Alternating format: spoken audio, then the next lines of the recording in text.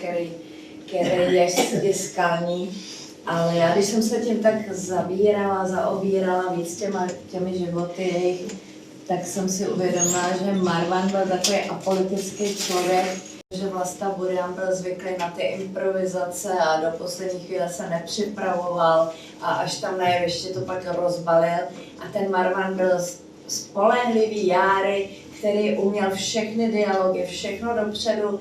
Já se u něj výborně dostával velký peníze a v podstatě pak mu byl na pohřbu a víme, že po té válce teda Marwan mohl, Burian nemohl. Taková tlustá Pichva od paní Rohlíkový. Tedy já hnědopich, už jsem tam našla taky i dost chyb, ale zůstali bezvědomí a pak jste určitě četli tu kauzu, že tedy on v 50. letech poznal tu mladinkou herečku Alenu Jančaříkovou a měl s ní tedy dítě.